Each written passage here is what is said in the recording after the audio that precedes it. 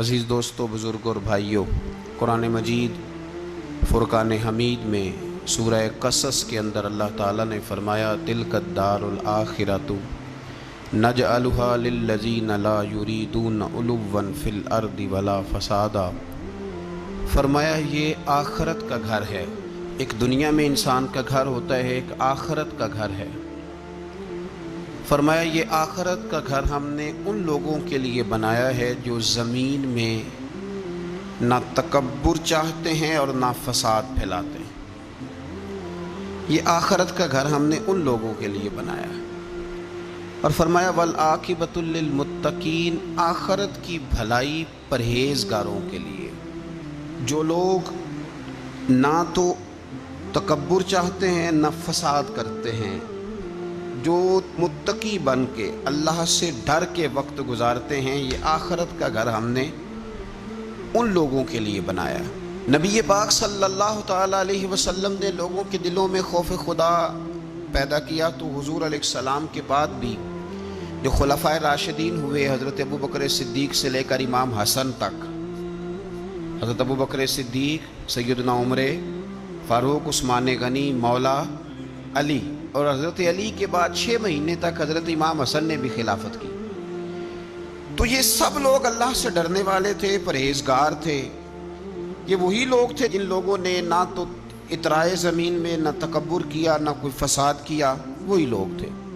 اس کے بعد پھر ملوکیت آ گئی، اسلام کے اندر بادشاہت آ گئی۔ حضرت امیر معاویہ رضی اللہ تعالیٰ عنہ پہلے بادشاہ ہیں اسلام کے، اور بعد میں جو لوگ ہوئے انہوں نے بادشاہت کی، خاندانوں کو نوازا، بڑے بڑے لوگوں کو وظیفے دیے، سیاسی چالیں بھی چلیں، بہت سارے جگہوں پہ فساد بھی ہوا، بڑے حالات خراب بھی ہوئے۔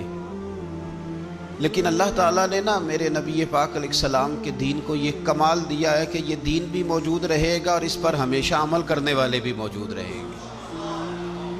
اللہ تبارک و تعالیٰ نے پھر ایک خوبصورت انسان، بنو امیہ کی حکومت تھی، اسی میں سے ایک خوبصورت دھلا ہوا، سجا ہوا، سمرا ہوا، خوشبو والا، میٹھا بھی، ٹھنڈا بھی، پیارا بھی، نیک بھی، متقی بھی، اصول والا بھی، رسول اللہ علیہ السلام کا غلام حضرت عمر بن عبدالعزیز، اللہ تعالیٰ نے یہ مرد مجاہد پیدا فرمایا۔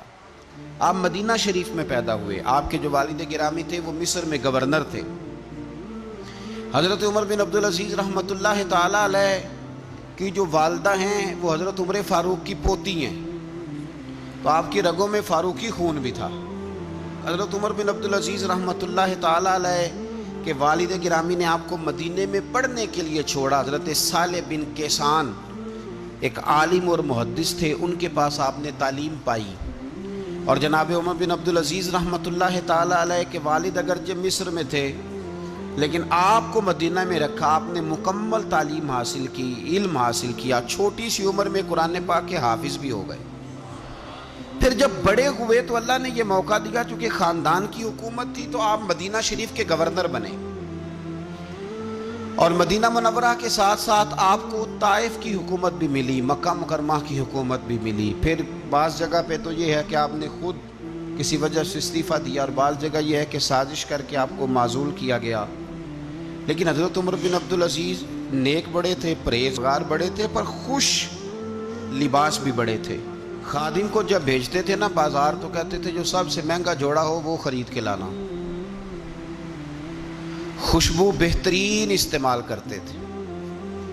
جب گزرتے تھے تو لوگوں کو پتہ چلتا تھا کہ کوئی عام نہیں گزرا، عمر بن عبدالعزیز گزرے۔ جب تک گورنر رہے، جب تک خاندان میں رہے، ماحول اور رہا۔ سلیمان بن عبد الملک خلیفہ جب جانے لگے تو انہیں وصیت کر دی کہ میرے بعد عمر بن عبدالعزیز خلیفہ ہوں گے۔ یہاں تو لوگوں کو عہدہ ملے تو لوگوں کی کیفیت بدل جاتی ہے لیکن جب حضرت عمر بن عبدالعزیز کا اعلان ہوا تو رونے لگے، ایک کونے میں بیٹھ کے رونے لگے، فرمانے لگے مجھے امید نہیں تھی کہ وہ اتنا بڑا بوجھ میرے کندھوں پہ ڈال کے چلا جائے گا۔ اتنے سارے لوگوں کا بوجھ، اتنے سارے لوگوں کی آزمائش۔ خیر چونکہ وصیت تھی، آپ کی بیعت لی گئی۔ بیعت لینے کے بعد آپ منبر پہ چڑھے، تو فرمایا لوگوں میں تمہیں آزاد کرتا ہوں، اگر تم میرے علاوہ کسی کو حکمران بنانا چاہو تو مجھے کوئی اعتراض نہیں ہے۔ لوگوں نے کہا نہیں، آپ ہی ہمارے حکمران ہوں گے۔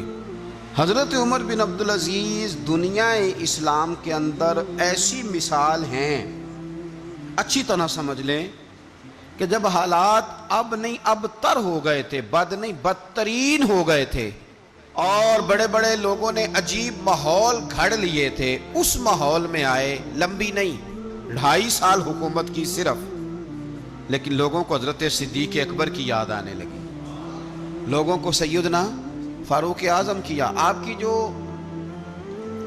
بیوی تھی وہ بھی بادشاہ کی بیٹی تھی، بادشاہ کی بیوی بھی بن گئی۔ پہلے دن اپنی بیوی سے کہا کہ اب ہم بن گئے ہیں امیر، اب ہمارے ذمے بہت ساری ذمہ داریاں ہیں، اب حالات اس طرح کے نہیں ہوں گے جس طرح کے پہلے ہوا کرتے تھے، اب تمہیں میرا ساتھ دینا ہے، اپنا سارا زیور دو، میں بیت المال میں جمع کرانا چاہتا ہوں۔ یہ بڑا مشکل کام ہوتا ہے کسی خاتون کے لیے، سارا مال وہاں جمع کرا دیا۔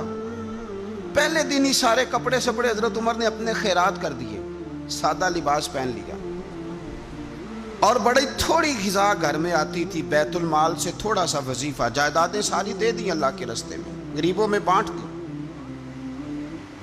ایک دن گھر میں تشریف لائے تو بچیوں نے منہ پہ ہاتھ رکھ لیا۔ حضرت عمر بن عبدالعزیز بات کرتے ہیں تو بیٹیاں منہ چھپا لیتی ہیں، پتر کیا بات ہے، میرے منہ سے بدبو آ رہی ہے، منہ چھپاتی ہو؟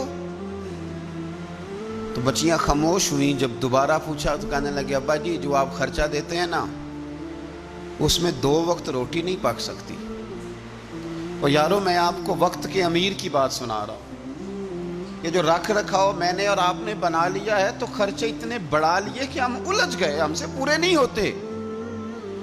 لیکن جنہوں نے اولادوں کو سادہ رکھا، حالات قابو میں رکھنے میں کامیاب ہوئے، بچ گئے۔ میرے نبی کریم صلی اللہ علیہ وسلم نے فرمایا ضرورت کے مطابق جسے اللہ نے روزی دے دی وہ کامیاب ہو گیا، لیکن ہم بہت الجھ گئے، بہت دور نکل گئے۔ بیٹیوں نے منہ میں ہاتھ رکھا، پتر کیا بات ہے ابا جی، جتنے پیسے آپ لاتے ہیں 2 وقت کی روٹی نہیں پک سکتی، تو ہم نے پیاز سے روٹی کھائی ہے، منہ سے بدبو آ رہی ہے، تو اس لیے آپ کے سامنے منہ نہیں کھولا کہ آپ کو کراہت ہوگی۔ تو حضرت عمر بن عبدالعزیز آنکھوں میں آنسو تو آئے پر کہنے لگے یا اللہ تیرا شکر ہے کہ جس جگہ میں اپنی اولاد کو کھڑا کرنا چاہتا تھا میری اولاد وہاں کھڑی ہو گئی ہے۔ یہ پیاز سے روٹی کھا کے بھی شکر ادا کرتی، پیاز سے روٹی کھا کے بھی۔ حضرت عمر بن عبدالعزیز نے اپنے گھر کے اندر عید والے دن بیٹیوں نے کہا ابا جی جوڑے پرانے ہیں، یارو ہو جاتا ہے، بس تھوڑا سا نا توجہ کی ضرورت ہے، ہو جاتا ہے، نئے کپڑے لینے ہیں۔ اب ایک گھر میں شادی ہوتی ہے تو اس گھر سے تعلق رکھنے والے ہر گھر میں شادی سمجھنے شروع ہو گئی، لاکھوں روپے کا مال صرف کپڑوں پہ، جوتوں پہ اور ان کے لوازمات پہ لگتا ہے۔ غربت کیسے ختم ہوگی؟ حالات کیسے ٹھیک ہوں گے؟ پردیس میں جانے والے واپس کیسے آئیں گے؟ کس طرح یہ ماحول ٹھیک ہوگا جب اخراجات اتنے بڑھا لیے جائیں؟ حضرت عمر بن عبدالعزیز رحمۃ اللہ علیہ کی بیٹیوں نے کہا عید پہ کپڑے لینے، ضد کی تو جناب عمر نے اپنے وزیر خزانہ کو خط لکھا، فرمایا 1 مہینے کی تنخواہ مجھے ایڈوانس دے دو، بیٹیوں کے کپڑے لینے ہیں۔ تو جب بادشاہ عمر بن عبدالعزیز جیسا ہو تو پھر وزیر بھی نیک ہی ہوتے ہیں، وزیر بھی نیک۔ تو وزیر کہنے لگا حضور کچھ باتیں آپ سے سیکھی ہیں، اگر اجازت دیں تو کر لوں؟ کہا جناب کرو۔ کہنے لگے آپ 1 مہینے کی تنخواہ ایڈوانس مانگ رہے ہیں، آپ 1 مہینے تک زندہ رہیں گے؟ یہ آپ سے سیکھی ہوئی باتیں۔ حضرت عمر بن عبدالعزیز کہنے لگے رب تیرا بھلا کرے، تو نے سوئے ہوئے عمر کو پھر سے جگا دیا۔